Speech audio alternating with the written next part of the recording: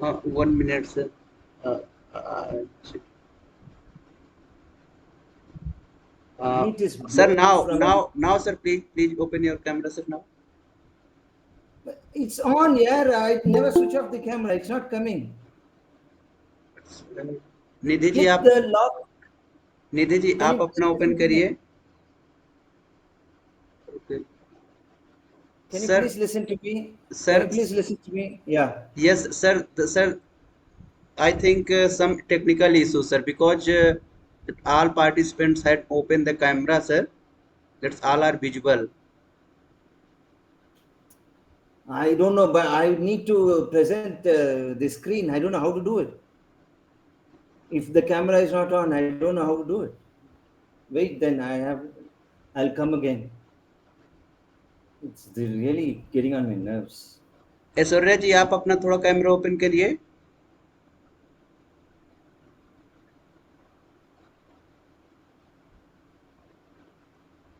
Okay, yes, sir.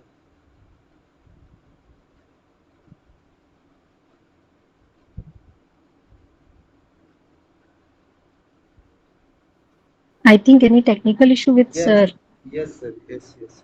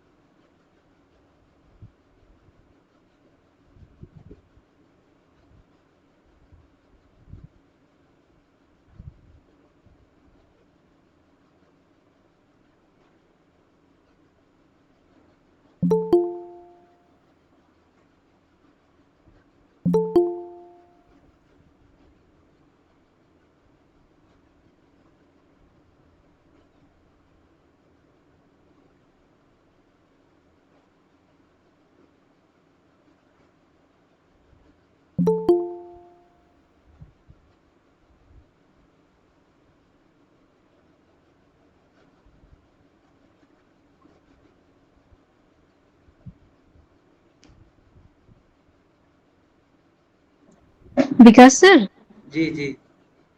Sir से contact हो. हाँ, मैं देखिए कर रहा हूँ.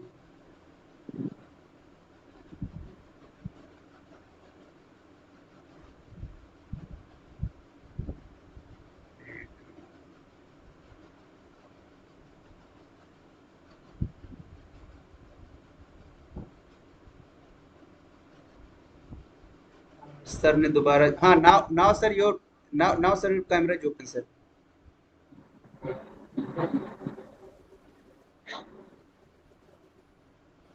Okay. So Nidhi ji, Yes sir. हाँ, सर है ज्वाइन अगेन, सो हाँ, we will start now. Okay. ये Thank you Vikas ji. Good evening and welcome to one and all present here. Indian Research Scholars Association welcoming our eminent speaker, Professor Ajith Kanna sir. He is from the School of Center for French and Francophone Studies and School of Language, Literature and Cultural Studies. Sir have interest area and specialization in mass media and social and political history of France. And he has joined many scholarship programs and invited for guest lectures. He has many paper publications, and one book publication is there, Advanced Learners English Grammar Book. This is from Arisha Publication, New Delhi. I welcome you, sir. And here many scholars and professors have joined this lecture. I welcome to all of you for the Okay, so thanks, Nidhi ji. So I would like to welcome on the core of my heart to Professor Ajith Kanna sir, and sir has accepted our invitation very easily, and I would like to welcome the all participants who have joined this lecture, and I would like to also welcome the co-convener of this lecture series, Nidhi Singh ji. And now I would like to invite Kanna sir for the presentation. Thank you, sir. Thank you. Shall I begin? Uh, Shall I yes, begin? sir. yes. Yes, sir. Okay. Can you see the screen? Yes, invisible, sir. Yeah. Okay. Good evening. Thank you very much, my dear friend, Dr. Ramesh, for having given me this opportunity to interact with research scholars who are prospective candidates for taking up the most challenging job, that is teaching. That too, to be socially, politically sensitive with the students. Special thanks to Vikas Kumar, who has been passionately coordinating such events. Why does a teacher have to be social and just? What is socially just teaching? These are the fundamental questions that I have to answer or I have to ponder over before I present a few anecdotes or examples to justify why a teacher has to be socially just. What does that mean? Right?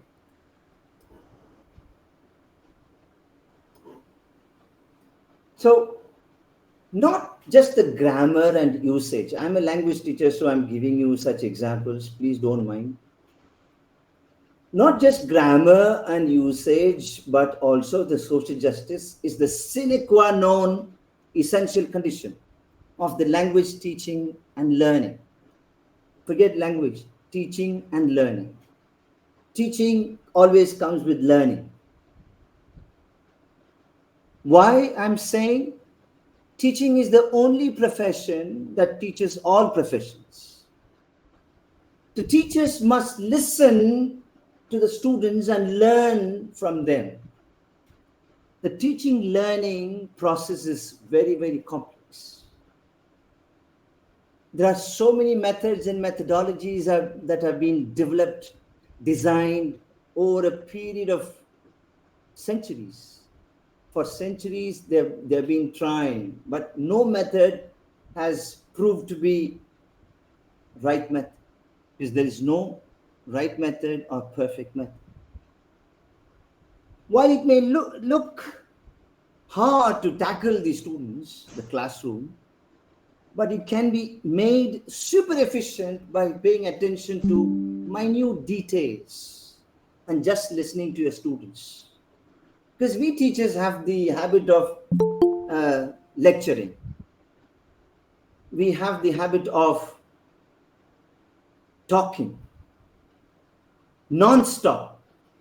We have the habit of advising, giving counsel, giving tips, or finding fault with the what you call weak learners. I don't know what that means. Weak? If he hits you, you will die. He may be very physically fit. What does that mean, weak? Mentally? Then he should be in asylum. So these weak students, average students, best students, outstanding students, all that is humbug. Because teachers are the ones who are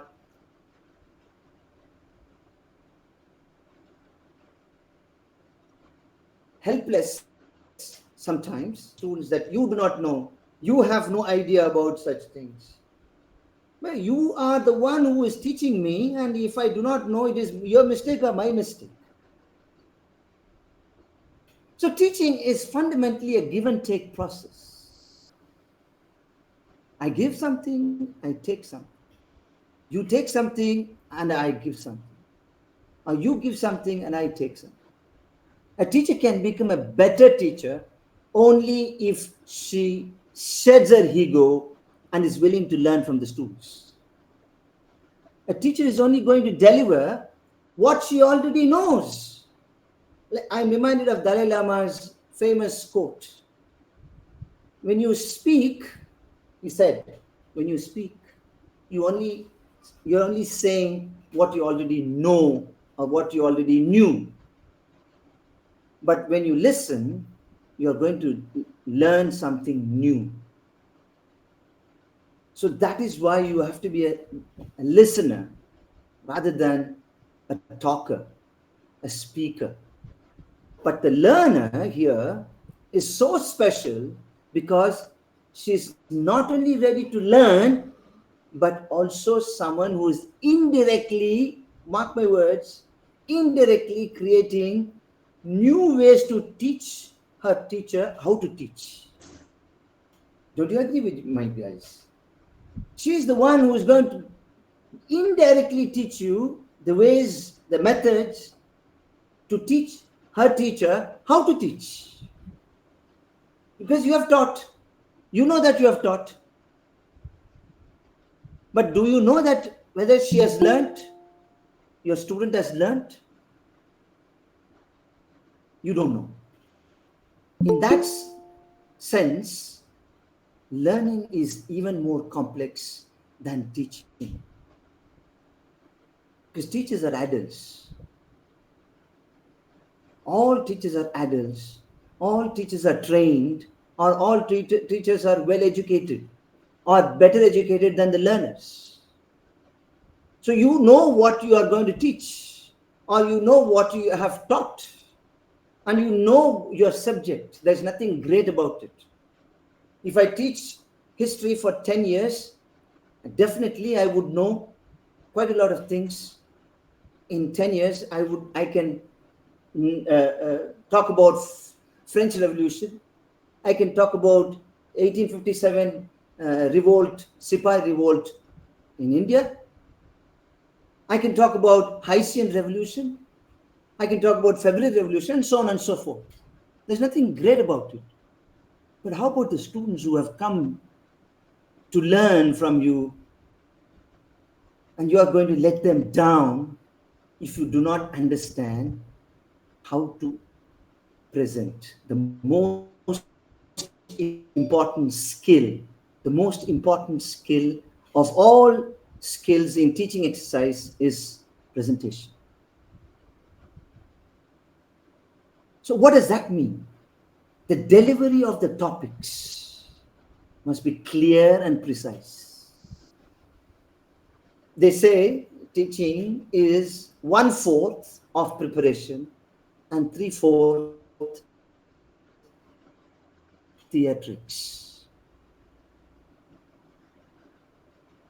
The very important role in making the students understand the concept. Merely reading the textbook, like many of us have this habit of telling the students to read the text. Hey, tum pado. Hey, you read this text. Hey, you come here. You read this text. You make everybody read. Huh? Today somebody else. Next day somebody else. And what is that teacher doing? When the student is reading, and teacher and the other students are they listening? So reading in the classroom is okay, but reading at home, reading not just for students, also for teachers. Reading is the most important aspect of speaking. Unless you read, you can't think. Unless you think, you can't speak. Unless you speak, you cannot express what you want to say. So, this presentation is the most important skill in teaching methodology. You can use several methods like interactive activities, asking the students, what do you think about this topic that just which I just presented? What do you think about it? Just ask one or two students. What do you think about after explaining the what do you call Russian Revolution, the Bolshevik and Menshevik 1917 revolution in Russia? What do you think about that revolution? Why do I talk about this revolution today also? Because that's the only revolution where it was successfully fought before the what do you call the the hero, the champion of that movement. You all know Lenin. Before his death, he saw Russia being liberated from Tsar atrocious regime. That's why Russian Revolution is one of the most exciting revolutions of all revolutions. That doesn't mean Russian Revolution was the best revolution, but one of the most exciting, most organized, and most successful revolution of all revolutions. So you have to present it in such a way that students get interested in so-called what do you call boring history subject. History is always boring for most of us. Very few of us, like when I was kid, when I was student, history was the most boring subject. But luckily, for my daughter, history happens to be the best, the most interesting subject. So anyway, maybe her history teacher is quite exciting. So it's about presentation. There are so many teaching aids that are available. Course design you can follow, but the interaction with the students on the given day is more important than any other uh, factor of teaching. That day, when you perform in the classroom, that is very, very important. For teacher, every day is an exam. For students, there are only one or two midterms or one half yearly or annual exams. But for teacher, every day is an examination, is a test. If students fail, teachers fail. If students pass, teachers have facilitated the students to pass. Teachers can and should never take any credit for students' progress or students' success. One has to be socially sensitive to be socially just. I'm coming to the point. I'm not bothered about being right or wrong. Who is right? India is right or Pakistan is right for the partition? I'm not worried about that. I'm concerned about being just. A criminal would know who threw the stones on Muslims. Same criminal would know who threw the stones on the Hindus.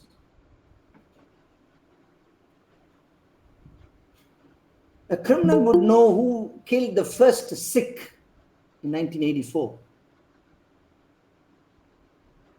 A criminal would know who killed the first Dalit in Koregaon. So on and so forth. It's about being just, not being right or wrong. So we are not going to get into that detail. Who is the first one to instigate violence? We can never get to know that unless the person himself or herself confesses.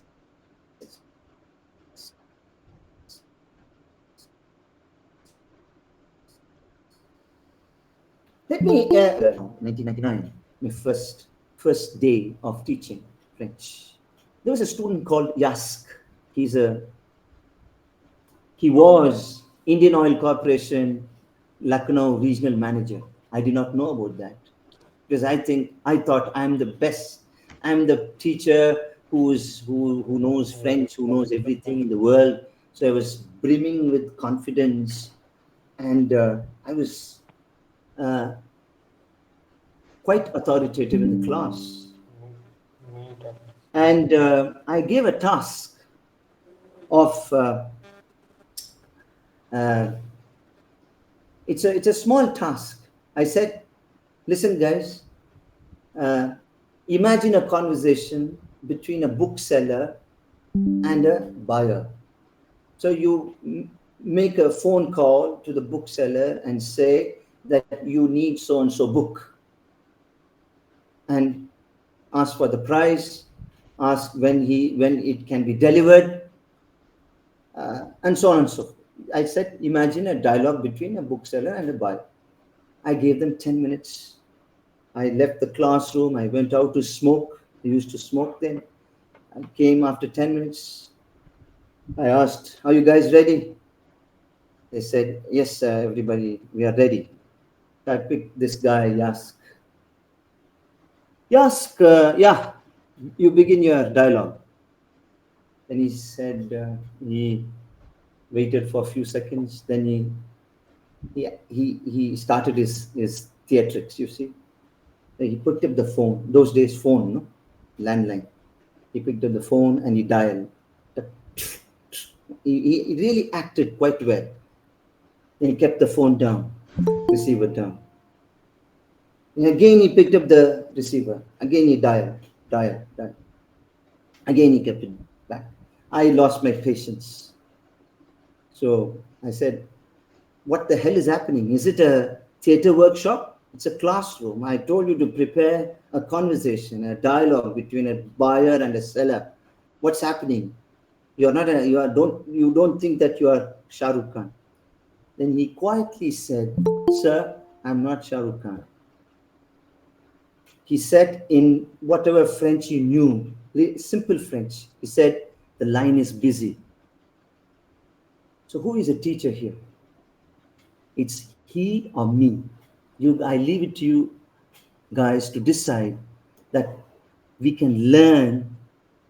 Who is Apurva Srivastava who has raised her hand?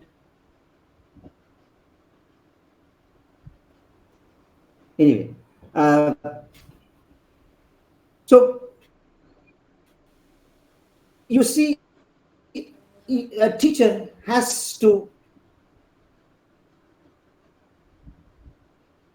show a lot of empathy, a lot of sympathy, if you want, to the learners. And this is a learning experience from this fellow called Yask. We are in touch. I'm in touch with him. He's in touch with me. We sometimes call each other for a cup of chai. But anyway, that's a learning experience as a teacher in Lucknow. And this guy has taught me something very powerful. Another incident that I would like to narrate here is train. Many of you would have traveled by train. Now it's airlines. So when I used to go home, when I was a student in JNU, every vacation I would go home. And at Agra station, it's always crowded.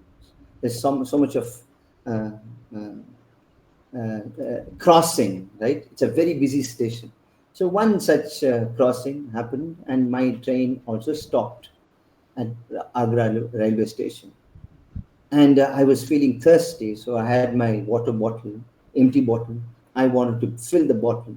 I got down from the uh, train and I went to the nearest uh, water tap.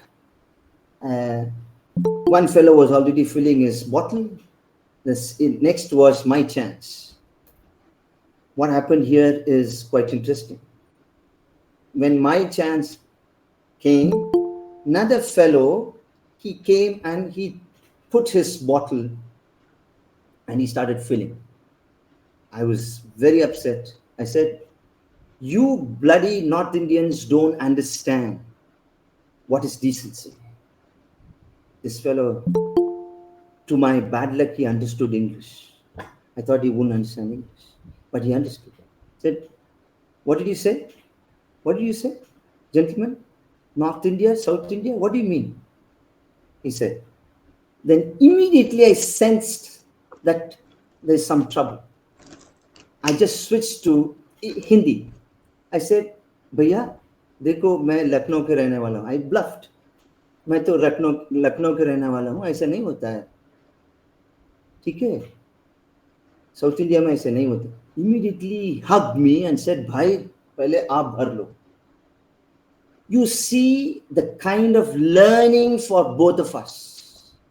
He realized that I'm a North Indian, though I've bluffed. But he realized that I am, as a North Indian, trying to appreciate the South Indian culture. But I realized that I shouldn't have said North Indians are indecent. So you learn from every experience. Teaching is an experience. Teaching is a learning experience, not a teaching experience. The more you teach, the more you understand that you don't know anything. There's another historical or mythological anecdote. You all must have read or heard Mahabharata. In the battle, after all those Kauravas died, women were the only ones who were still alive. Many women were alive, widowed. But Krishna was saying to Arjuna, "Kill them." He said, "No, I won't kill them. I won't kill them, Krishna. I'm sorry." "Why? What are you doing? These women are helpless. Just kill them." "No." Krishna thought he was very uh, sympathetic to these women who are unarmed, helpless, no strength, so they can be left alive. He said, then Krishna says, Arjun says, "I will kill them." You know why? Then finally he understands that why he should kill them. He tells Krishna, "Yes, I will kill them." Not because of sympathy, not because they are unable to fight with us, because I don't want these women to mix with other race. I don't want to mix these women mix with other men, so that their incompetent or lower race will become superior race. That is why I'm going to kill them. Not because I sympathize with them. I don't want my race, my varna, to get contaminated by their children, right? So I should kill them. So these are the certain things that you have to present. When you present, you have to present it with some evidence. Jokes apart. You can crack jokes. There are great teachers who can crack jokes at will. But you have to understand, when you are dealing with sensitive issues like caste issues, jati issues, varna issues, Hindu-Muslim tension. You have to be very, very careful with the students because they are listening to you very carefully, right? So you don't have to be a Dalit to be empathetic or sensitive to a Dalit student. Same way, you don't have to be a woman to be sensitive to girl students or women scholars. You just have to be a human. Teachers must understand there is a huge difference between a human being and being a human. You decide what I'm trying to say. You want to be a human or you want to be just a human being?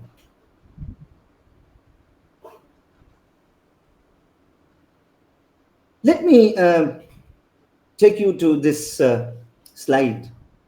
Alexis de Tocqueville, a famous scholar, writer, thinker of 19th century French writer, one of the eloquent observers of the Paris Revolt of 1848, says, I quote, "Can you not see that their passions, instead of political, have become social?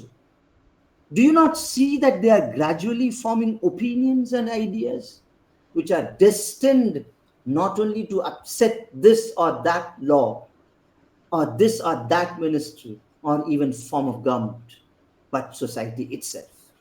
Believe me, the real reason, the effective reason which causes men to lose political power is that they have become unworthy to retain it." I am quoting this to tell you it's not just politics. It's just not just in political scenario the things become social. It also, even in the classroom, every student is looking at you as a model. That's why student strike happens, because you are misbehaving in some way in the classroom or in the administration or in the evaluation of grade sheets. Somewhere you are doing some nonsense and your conscience knows. So students will gather, will gang up against you the way they ganged up against this French Revolution.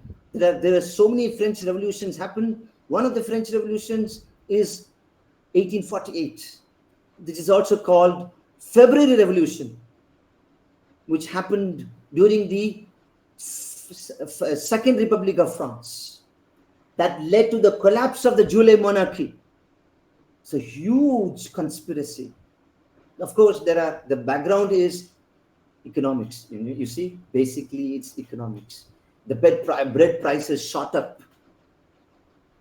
Inflation, what do you call, devaluation of French currency, and so on and so forth. And this guy, Louis Philippe, who took over through back doors, Charles X, his elder brother, was shot dead, assassinated.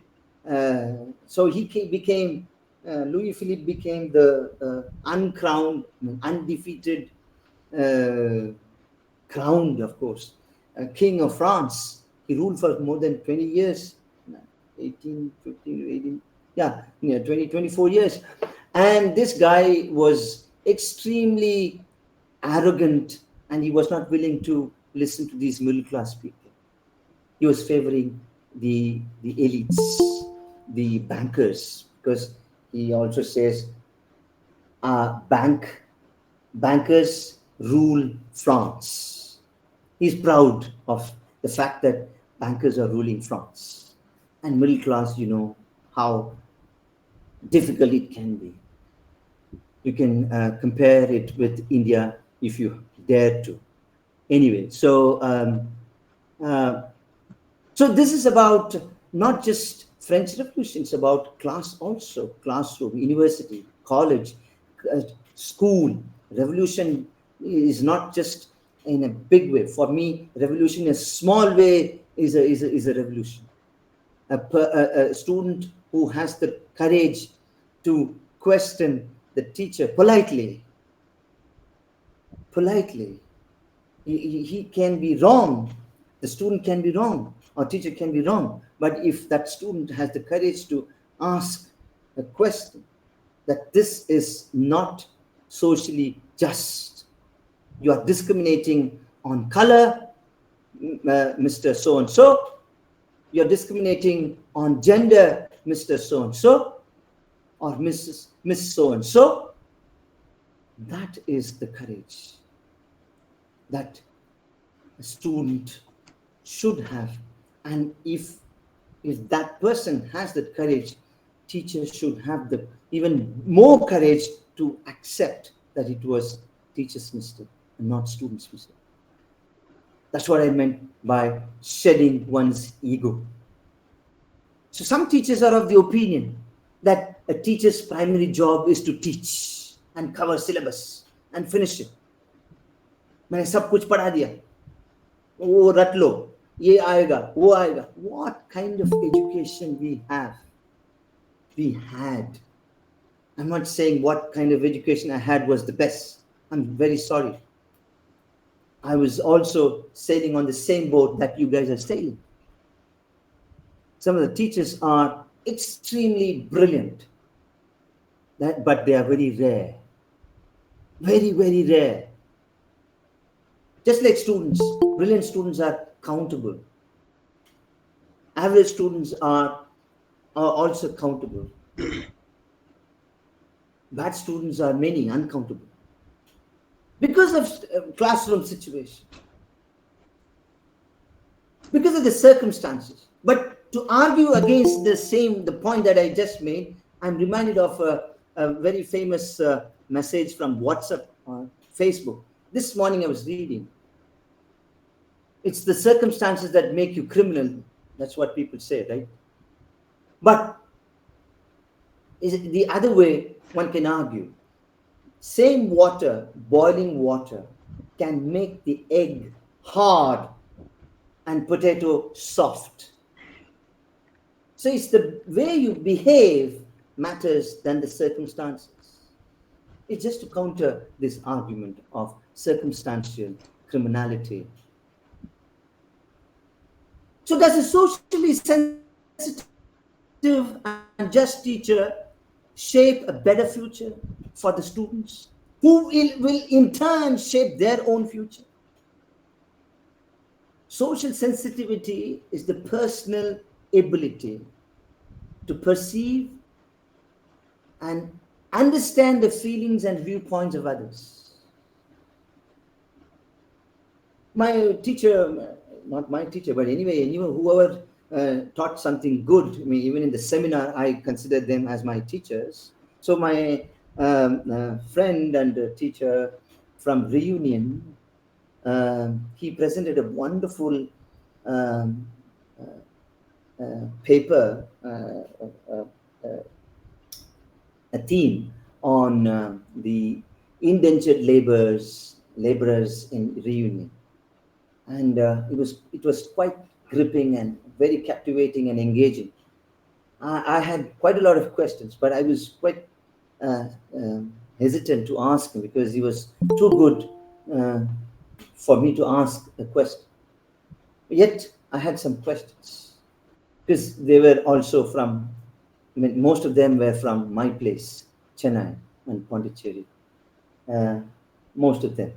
And some of them are from Bihar and Orissa, Gujarat.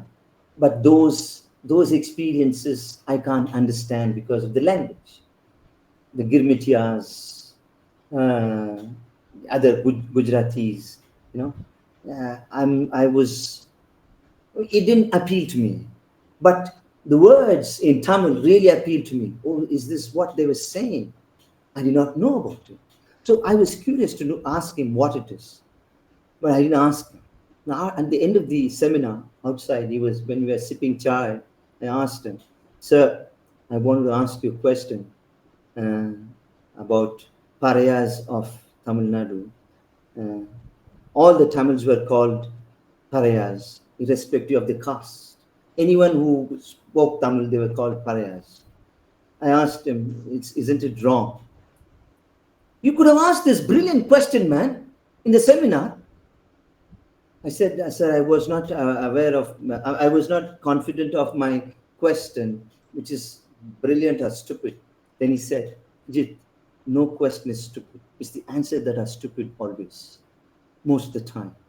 That's what he says. So this is what we are supposed to understand when we are conversing with our seniors, with our colleagues, with our peers, with our juniors, with our students. This equanimity, egalitarianism comes from this sensitivity that he or she knows also, she also knows more than me, or she also knows something about it.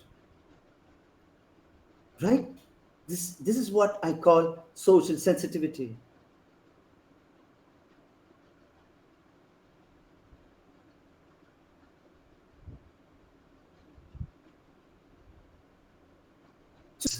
It as an ideal condition, social justice, I'm just quoting from one of the books that I'm reading. Social justice describes it as an ideal condition in which all members of society, all members of the classroom have the same basic rights, protections, opportunities, obligations, and social benefits. What is implicit is very important here. Implicit in this concept of social justice is the idea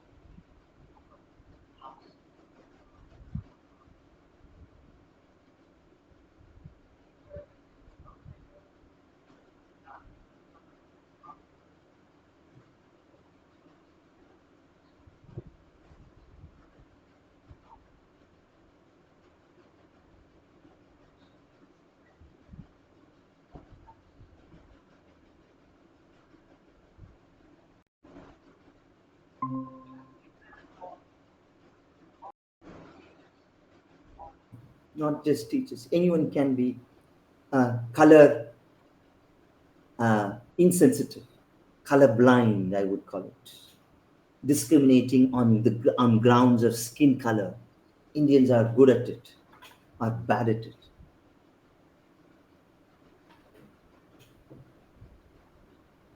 Chomsky's book, there's one book, Ideas and Ideals, where he plays with this very simple expression, a black cab driver. If I say a black cab driver, I am pointing at his color of the skin. A black cab driver, the cab color is what I'm hinting at. See how sensitive, how exactly you have to pause where you have to pause, even with your own language. So one has to be extremely cautious about using the usage that I said in language teaching. Usage and grammar are the sine qua non of language teaching, essential condition. So these are some of the essential conditions with which a teacher has to develop or design or lead his or her life, teaching life, professional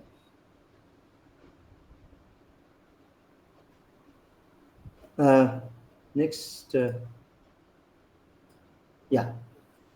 Let me paraphrase what Marx wrote in his manifesto of the Communist Party in 1848.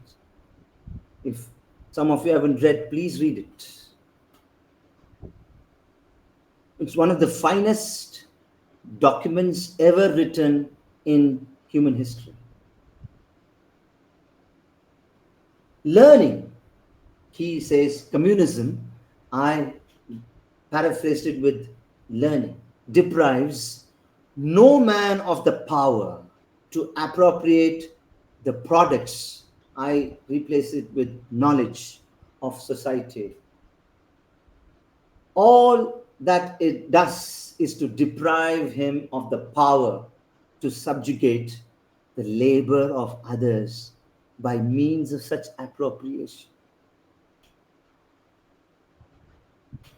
I'm sure you get what I'm trying to say. So learning is what is happening whether you're teaching or whether you're listening, whether you're talking or whether you are dreaming, or whether you're speaking or whether you are writing, reading. This learning is what is constant and consistent. So in this scenario, in this condition, social division and discrimination are not unique to India, my dear friends.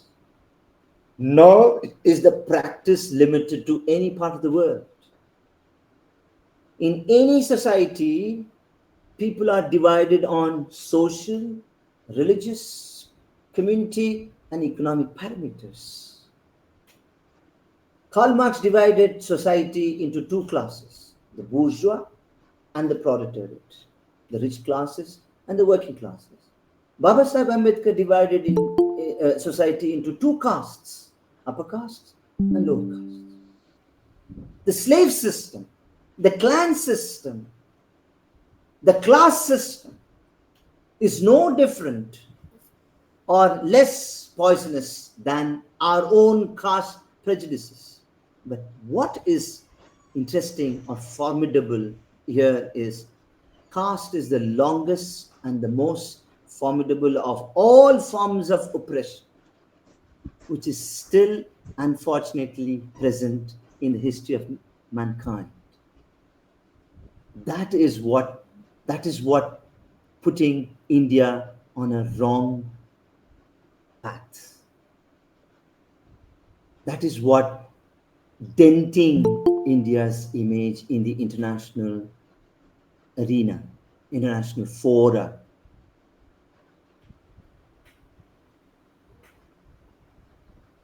So, two things quickly I will just say. When you're teaching, I said, when you're teaching something sensitive, how historically or politically correct you have to be. To say, like, suppose you're teaching sociology in the classroom, caste system of India, you will be talking about Ambedkar. Without him, you can't talk about Indian caste system. So, for example, to say that the Vedas occupy a very high position in the religious literature of the Hindus is to make an understatement. So, this is a statement, a quotation from Bhimrao Ramji Ambedkar's Riddles in Hinduism. Many of you must have read, some of you are reading, and some of you, if you have not read, please read this. So, when you're talking about this, you have to quote a specialist, an expert like Ambedkar or Phule or Periyar or Kanshiram or Lohia or such people, Even you can quote Savarkar. But when you're quoting Savarkar, you cannot quote Ambedkar because these are two different poles. So when you are criticizing or when you're critiquing, when you're positively criticizing, because negative criticism is not part of teaching at all. That will be prejudice. you'll be biased. You critique before you criticize. You criticize and justify why it is wrong. And for that, all teachers have to be reading, updated, have to be extremely sensitive to all these issues, social issues, political issues, historical issues, because according to Romina Thapar, uh, in Indian history, Vedic history has been the most contentious history of all histories. So when you talk about, when you're criticizing or critiquing Veda, you should have read a few slokas of Veda. If the kind of statement that Ambedkar makes is not from in the, it's not from the, it has not fallen from the heaven for him. He has read 18 hours a day, I'm told. He used to read 18 hours, or write 18 hours. Just 6 hours is left for him to sleep or take rest. Would you believe that he has read over 60,000 books? And over 30,000 books he has made notes. I have seen some of them in his library in Milind College in Aurangabad. I picked up at random some books, economics, sociology, dictionary, language dictionary. In the dictionary also he has his notes. Quran, Guru Granth Sahib, Bible, Mahabharata, Ramayana, Puranas. I picked up at random some books. His notes are there. Even if he has read half of it, let's say he has till that notes, let's say to be, I'm just guessing, he has not finished. Let's say he has not finished that book, but his notes are there that he has read these books, he has touched these books, he has smelled these books, he's ruminated these books, and that's why he's able to write such a powerful book like Riddles in Hinduism. Everything is riddle, right from the page 1 till the last page. It's full of riddles. So you can imagine how many books on Hinduism he must have read. And no wonder he was declared 6th in the list of top 10 intellectuals of that time, 1950s. He was next to Albert Einstein.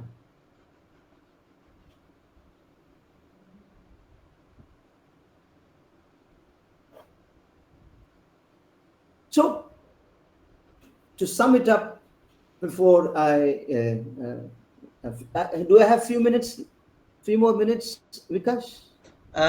Sir, we are enjoying your lecture, sir. You proceed, sir. We are enjoying, sir. No, do I have some more minutes, or is it 1 hour? Yo, sure, sir. It's depend on you, sir. Okay, I can take time. Okay, Yes, sir. fine, Yes, thank sir. you. Yes, sir. Yeah, okay. So, philosophy teaches us to doubt what seems obvious to us. Foucault, not Foucault, what's his name? I'm forgetting his name. Descartes. Descartes says, doubt at least once everything that you have learned so far, at least once. Right? So philosophy teaches us to doubt what seems obvious to us. Like sun rises in the east. This is what we have been taught. But the science says sun doesn't rise or sun doesn't set either. Sun is static. It's the earth that moves around the sun.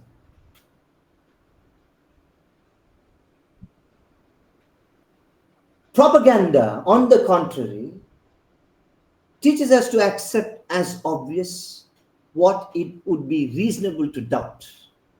Aldous Huxley has to say this. So the propaganda or philosophy?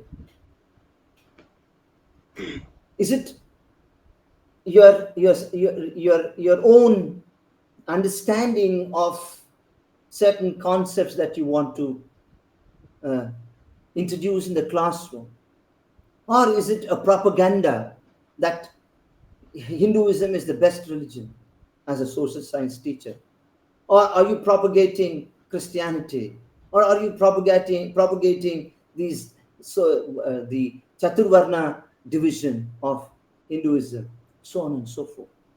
Or are you propagating this apartheid, the white superiority versus black inferiority, slaves versus masters, and so on and so forth? Is it a propaganda or philosophy?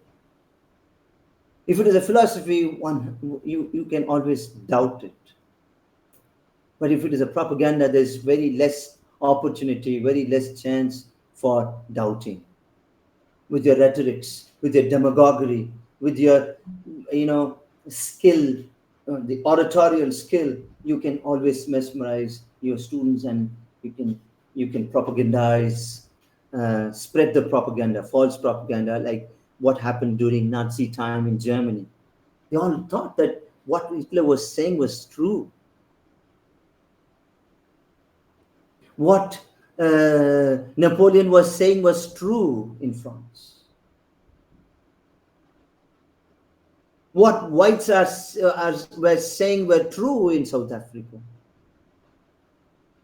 So this is the propaganda that you can spread with your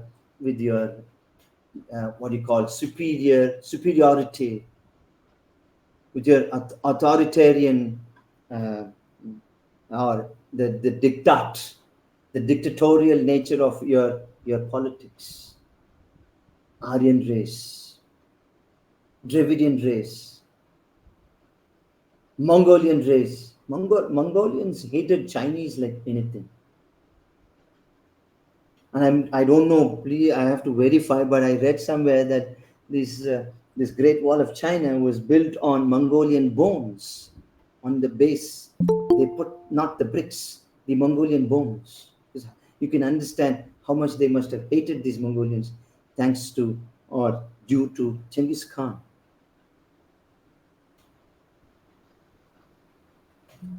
So such sensitivity, with that sensitivity, you have to deal with the students, because they also know something about Genghis Khan, they also know something about the Great Wall of China, they also know something about caste system of this country, the French Revolution, or Haitian Revolution, or Mexican Revolution, Bolivarian Revolution. You can only say with the flow of language, you can always say even a lie would look like would sound like truth.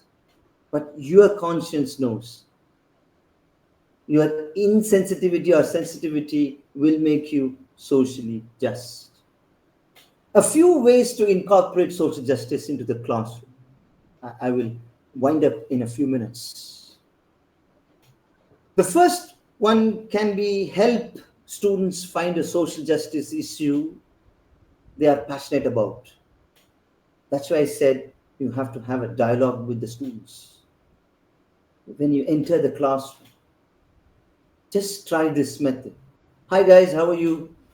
Hi Rekha, how are you? Hi Shubham, how are you? What are the names that you remember? Hi Ganesh, how are you? You're looking very tired.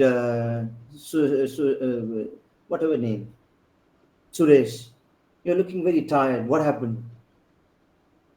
He will open up, or she will open up in the classroom, and you can slowly tell them, if you're teaching French or if you're teaching Russian, if you're teaching Hindi, say that in Hindi, say that in Russian, with simple Russian. You can say that. That person will also try and say that in the classroom. And with that, you take off. The teachers can take off. Okay, so now today we're going to talk about health. So use the circumstances, use the situation, use the condition, classroom condition, Use the students' mood. Suppose they are upset with the administration. Talk about strikes. 1968, Paris, Sorbonne University strike. You can talk about other university strikes, Allahabad, JNU, so on and so forth, in the classroom, without taking sides, without being biased with one section of students or one section of teachers. You present them. This is what has happened. I leave it to you to decide, students. You leave it to them. Suppose they ask you, sir, what do you think? Then you can say. If you are courageous, you can. If you are politically convinced, that you can say, yes, I think government is wrong, or I think students are wrong, I think teachers were wrong. Everybody was wrong. That's why there was a movement. Somewhere something went wrong. That's why the movement. That's why this revolution. That's why this insurrection, insurgency. Something is wrong somewhere. So I can. Second tip is challenge them to write from a different perspective. You give a topic and tell them, forget the text, forget the book that you read, forget the lecture that I just delivered. Write from your perspective, or from a different kind of perspective.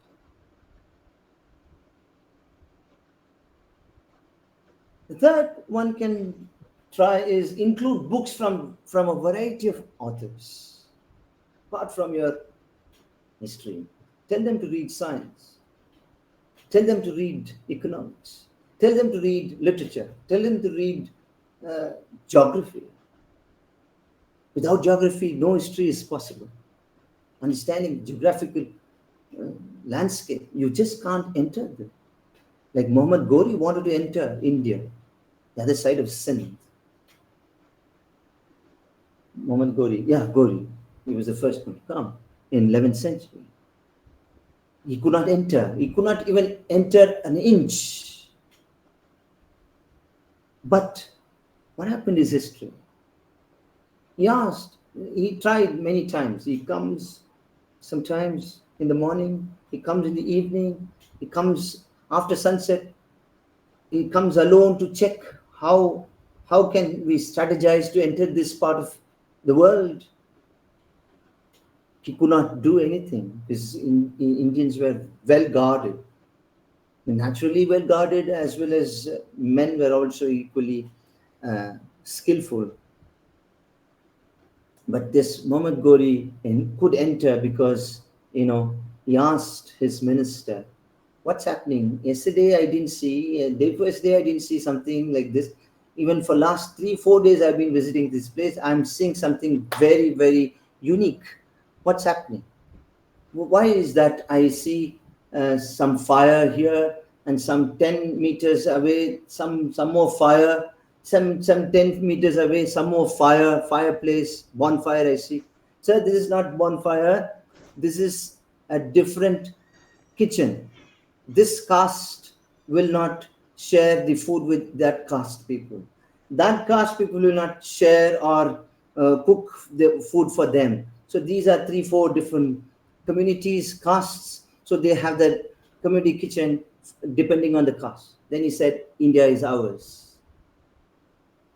He said, next day, India will be mine. And that's how India became slaves of Muhammad Ghori. Anyway, I stand corrected. If you have different story to tell me, please let me know in the question and answer session. I'm willing to learn something from you guys. But this is what I have to say. So make the classroom a safe space. Educationists say schools are the safest space for girls and boys. Emphasize that the conversation, as I said, emphasize that the conversation doesn't need to end when the class is over. Friends, I have learned more interesting things at canteens, dhabas, student strikes, demonstrations, teachers' protests, election speeches, and seminars, and so on and so forth. In JNU, in Loyola College, wherever I studied, I learned more interesting stuff outside the classroom. Never discourage anyone. This is the last tip that I can say to incorporate social justice into the classroom, is to never discourage anyone who continually makes progress, no matter how slow. Plato said it. So, to conclude, I would like to share a story, though mythological. It has an important message on social justice. That's why I want to share this story. And I would also like to end my lecture with a famous quote from Victor Hugo, 19th century French philosopher, writer, thinker, and a great teacher. The story goes like this. The Cholas have an ancestor who went by the name Elalan. That's their dynasty name. Elalan was a just king. Those who are from Tamil Nadu or Pondicherry would know this story. But anyway, those who are not from that part of India, I'm telling you guys, if you have read on Cholas, again, you would have known this story.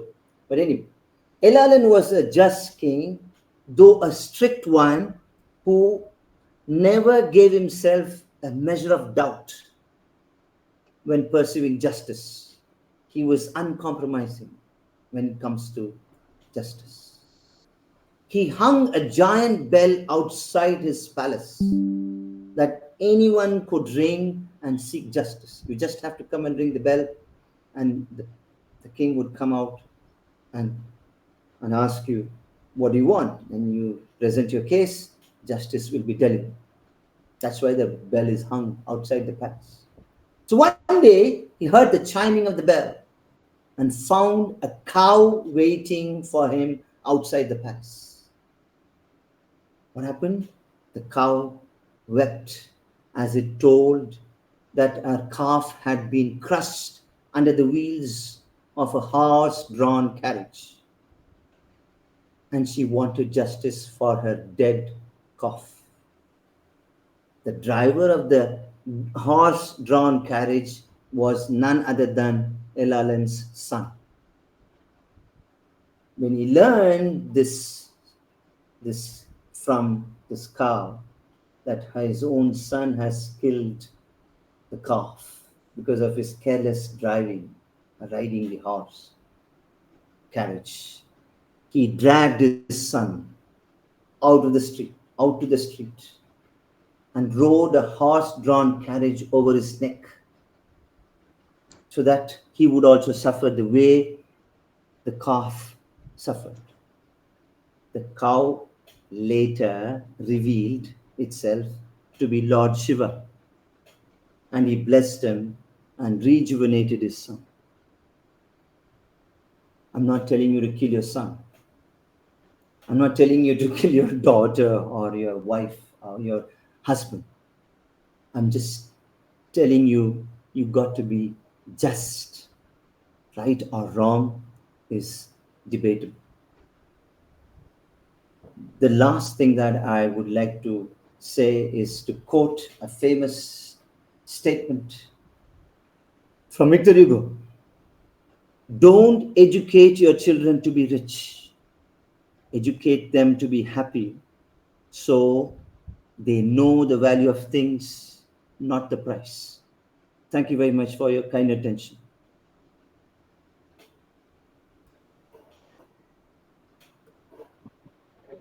Thank you, sir. Thank you for a very wonderful and enthusiastic lecture on this topic you have given. I would like to invite Mr. Vikas, sir. Sir, are you there? Yes, yes. Sir, please continue. Okay, sir. If you allow, so some participant want to ask the question, sir. So if you allow, sir. Please, that's why I'm waiting. Okay, so now session is open. If anyone want to ask the question, so please introduce yourself before, then you will ask the question to sir directly. I can't hear you properly. Your voice is cracking. Okay, okay. So Can you? okay, Yeah, okay, sir. Now my voice is clear, Nidhi ji? it's not that clear, but anyway, go ahead. Okay, okay. So if any participant have any query, any doubt related this lecture, so you can ask directly to Dr. Kanna sir. And anyone, please before asking the question, please introduce हाँ yourself. विकास जी की आवाज़ थोड़ा clear है। ये कहना चाह रहे हैं कि आप सभी प्रतिभागियों में से किसी को कोई अगर सवाल हो तो आप सर से अपना सवाल अपना नाम बताते हुए पूछिए आप सभी लोग। जी जी जी। ओके, सो मेरी अभी आवाज क्लियर है?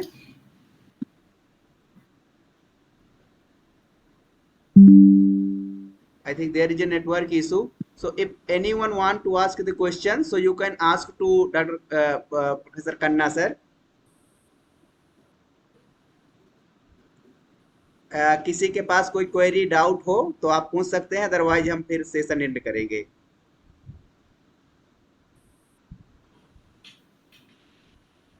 ओके। So, no question. हाँ, Thank yes, you. Anyone want to ask? Very informative, Ajith. Okay, okay, okay. Thank you, sir. I think this lecture was so much impressive, and sir has covered everything and very micro. हाँ, yes, Asorya, you want to ask something?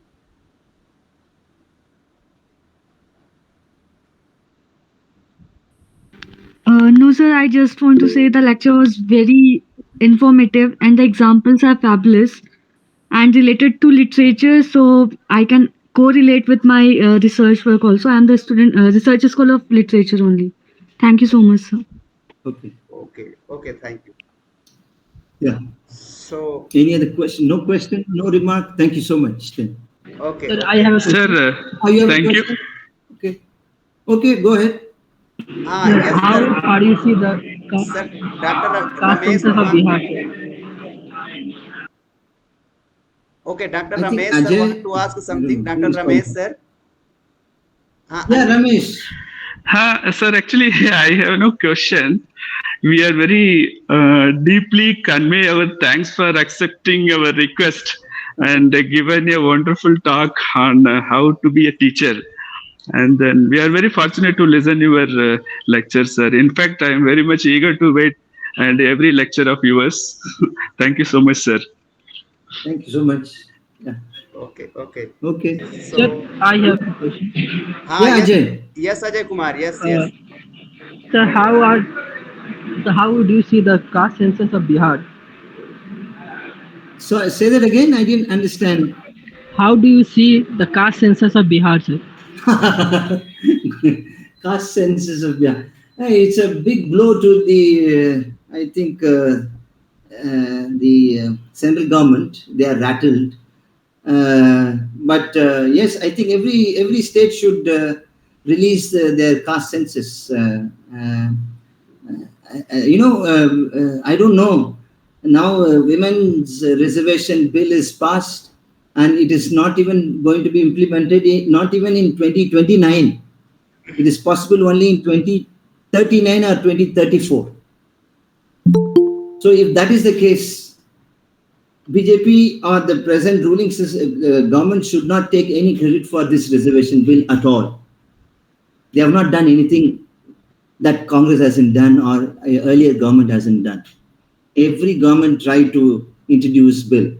Very few parties have opposed.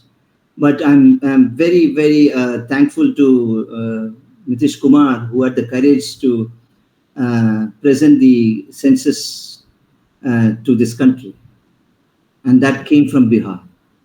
That's a great news, in fact, because without census, you cannot see the demographic change or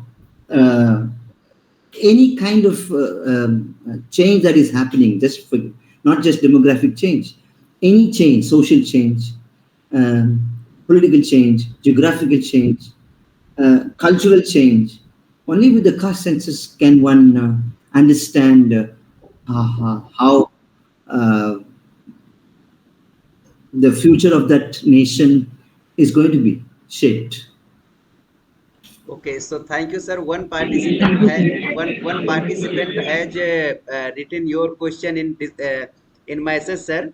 Mr. Aswini Kumar. Yeah, Mr. Aswini Kumar has yeah, written, philosophy is very hard to understand.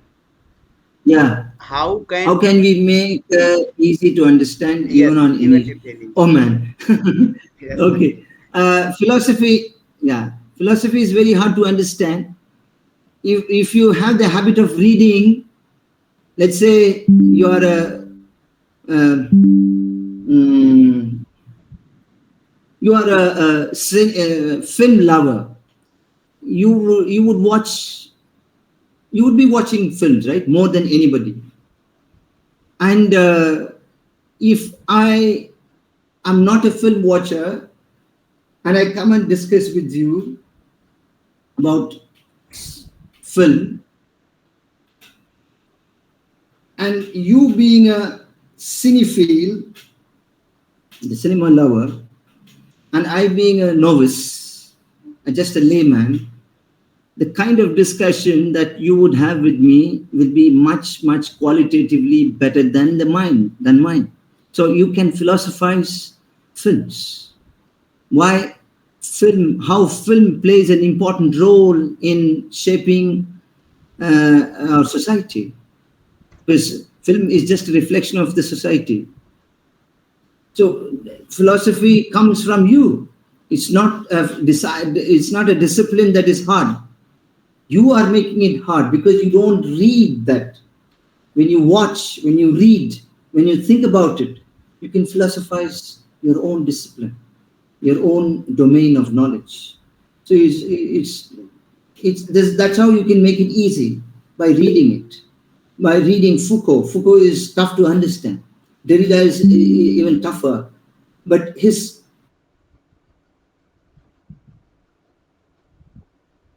was a tough taskmaster. That's why they became tough. So whose philosophy would you read first?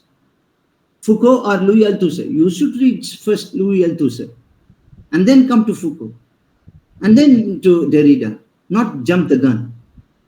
You have to read Mahabharata to understand, let's say, the caste system, the racial discrimination. You have to read Ramayana. It's full of war between two races, Pandavas and Kauravas, two clans, two classes. They say Ramayana is an invasion of Aryans over Dravidians. There are 300 Ramayanas. There are 300 philosophies revolving around Ramayana. You have to read every bit of Ramayana. For example, Ramayana in Kamba Ramayana, the Tamil Ramayana, ends with the coronation of Ram, over. But Ramayana of Valmiki does not end there. It ends with Ram's death at Sarayu River. The Ramayana also goes to describe Lava and Kusha. So there is an extension of Ram's Pattabhishekam, the coronation. Ayodhya, after Ayodhya, Ram. Same thing. Mahabharata of Vyasa does not end with Kurukshetra's war. It goes beyond Arjun's extramarital affairs, his concubines. All those 5 guys had so many girlfriends, so many wives, so many concubines, lovers, and their death. But Tamil Mahabharata stops with the war at Kurukshetra. So why this philosophy of life is not discussed in Tamil literature? Mahabharata is a literature. For those who believe, it's a sacred text. But as a non-believer, it's just a fine literature for me. It's a wonderful literature, literary work. There's no doubt about it. Excellent stories. Some morals are there. Very few. Rest is violence. But why one part of this country uh, has decided to stop this epic with the Ayodhya or Kurukshetra? Why in other part of India the extension happens? What is the philosophy behind it? That is what you have to understand.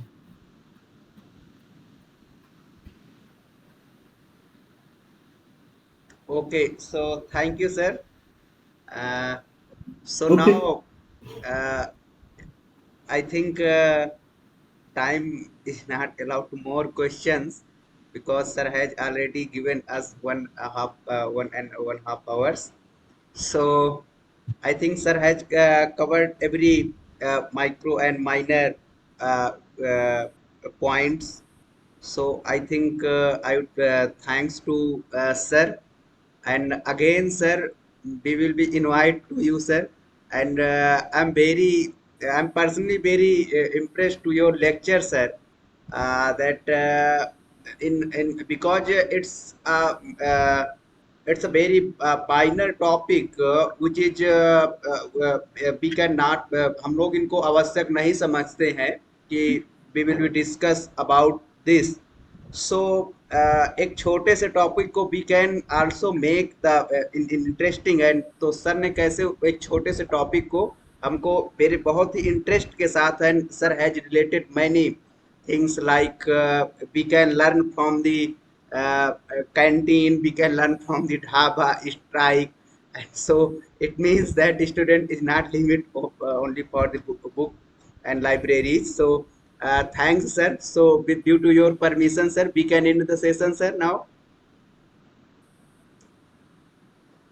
Okay. Thank you very much. Bye bye. Okay Thanks, sir. Ramesh. Thanks, Vikas. Okay sir, okay, thank you. Thank you so much, sir. Thank you.